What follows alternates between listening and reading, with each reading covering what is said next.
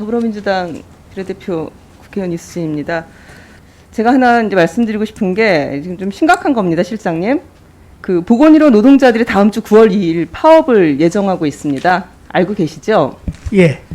네, 그동안 간호사나 그 많은 노동자들이 코로나19 대응 보건의료 인력에 대해서 우리 사회가 덕분에라는 말로 격려도 했지만 그분들이 이제 더 이상 견딜 수 없다, 목 놓아 소리치고 있습니다. 중앙안전대책본부가 8월 17일 발표한 그 보건소 직원 1,756명을 대상으로 조사한 결과입니다.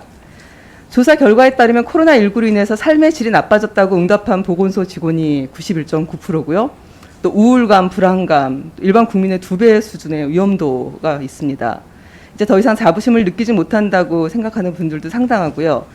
이 보건소 공무원들 2020년 사직자가 468명, 휴직자가 1,737명입니다. 굉장히 많이 증가한 수치고요. 또 최근 조사 결과 시도별 보건소 근무 인력의 월 초과 근무 시간도 2019년 18.1시간에 비해서 2021년 38.1시간으로 2배 이상 늘어났습니다. 이 오죽하면 코로나 시국에서 보건의료인들이 파업을 선언하겠습니까? 이러한 상황을 정부에서는 어떻게 보고 있는지, 심각하게 보고 있는지 궁금하고요. 그리고 다음 슬라이드 보시면 문재인 대통령께서 간호사 등 보건의료 인력의 고충을 누구보다도 잘 이해하고 공감하고 계십니다. 작년 9월 의사들이 불법 집단 진료 거부를 할 때 현장을 묵묵히 지키고 있는 간호사들을 위로하는 메시지를 내셨었죠. 그때 많은 사람들이 감동을 받았었는데요. 또 지난 8월 19일 문재인 대통령께서 보건소 간호사들이 지쳐 쓰러지지 않도록 해달라, 국민청원에 대해 보건소 간호인력을 올해 상반기 1,273명 승원하셨더라고요. 또 이번 달에 2,353명의 감염병 대응 인력을 추가로 채용하기로 하고 있습니다. 이 앞으로 간호인력을 확충하고 근무 환경과 처우 개선 노력도 병행을 해야 됩니다. 예, 간호인력들이 정당한 보상을 받을 수 있도록 하겠다고 직접 답을 하셨어요. 대통령께서 보건소 간호인력 충원을 말씀하셨고 현재 상황은 이 정도로는 턱없이 부족하다는 것이 현장의 목소리입니다. 그래서 보건소 간호사가 업무 과중으로 극단적인 선택을 했었고 또 뇌경색으로 쓰러진 분도 계십니다. 이게 더 이상 못 버티겠다라는 이제 최후의 이런 목소리들, 모습들입니다. 이런 현재의 상황을 대통령께 제대로 보고가 되고 있습니까? 예, 이 건에 대해서는 내부 논의도 지금 하고 있고 대통령께서도 알고 있는 상황입니다. 코로나19 전담 치료병원 그 인력 기준 마련 관련해서 추가로 몇 가지 질문을 좀 드리겠습니다. 코로나19 전담 치료병원의 인력 기준 마련, 특히 이제 중증도라든지 질환군별로 기준이 저는 필요하다고 생각하는데요. 벌써 이런 상황이 1년 6개월째 진행되고 있는데 이 코로나 전담 치료병원의 인력 기준이 없는 거 알고 계십니까? 그거는 우리 사회수석께서 조금 예, 제가 몇 가지 더 질문 좀 드리겠습니다. 예, 같이 질문해 주시죠. 네네. 우리나라 보건의료 인력 그에는 그 법정 적정 인력 기준이 없습니다. 단지 의료법상의 정원 기준이 있고요. 의사, 약사, 간호사 기준만 있습니다. 그 내용도 인건비 절감 차원의 최소 배치 기준이고 또 이걸 안 지켰다고 해서 별다른 조치도 없습니다. 2019년 보건의료 인력 지원법이 만들어졌지만 아직 이 법에 따른 보건의료 인력 종합 배치 계획이 수립조차 되지 않았습니다.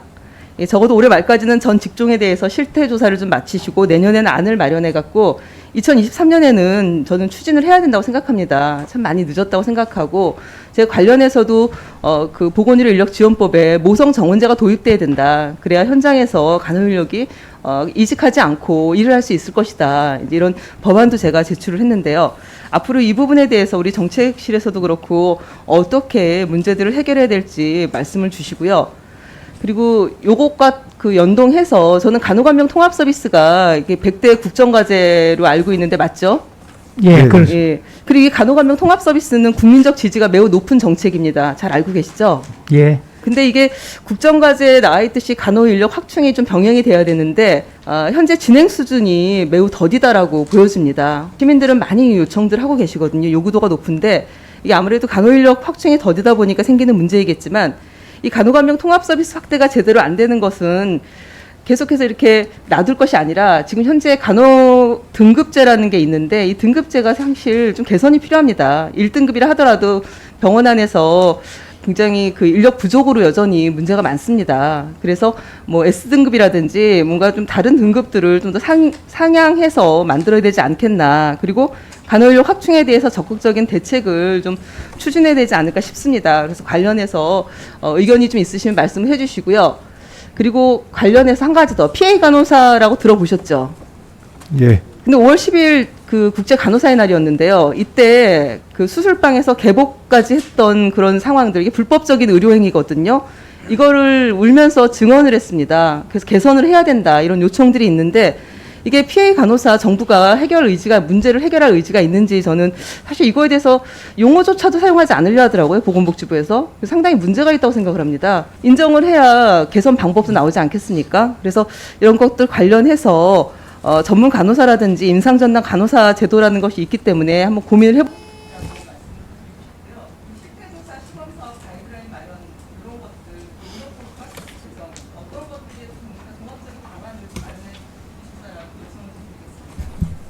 네, 정책실장이 간단히 대신 답변 드리겠습니다.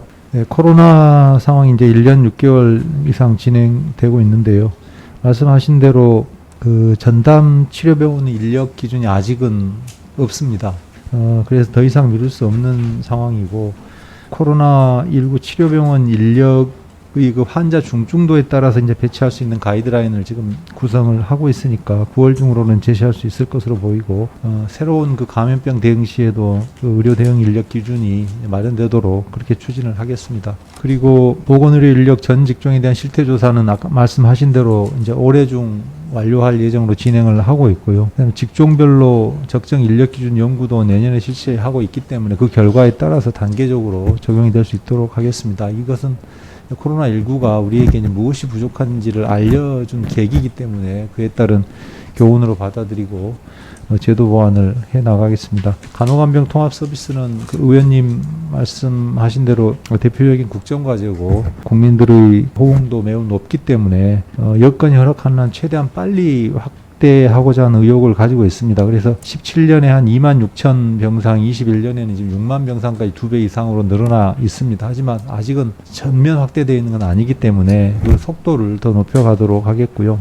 간호등급제 문제는 간호사와 환자의 비율에 따라 등급을 정하고 이제 수가를 차등해서 주는 것인데, 이를테면 최상위 등급인 S등급을 신설을 하면 아주 우수한 인력은 또 서울에 있는 대형 병원 위주로 또 쏠림 현상이 생기고, 그래서 지방 병원은 또 애로를 해소하는 그런 문제도 있다고 합니다. 그래서 대형 병원과 중소병원 간의 어떤 인력이 심하게 불균형이 이루어지지 않도록 하는 부분을 고려하면서 협의를 진행해 나가고 있다는 말씀드리고, PA 간호사 문제는 의료 인력 부족으로 인한 그 고질적인 문제로 파악을 하고 있는데요. 9월 달에는 그 공청회를 통해서 의견 수렴을 할 것이고, 이후에 이제 시범 사업안을 마련하는 그 단계로 진행해 나갈 계획이라는 점을 말씀을 드립니다. 많은 좋은 말씀 감사드립니다.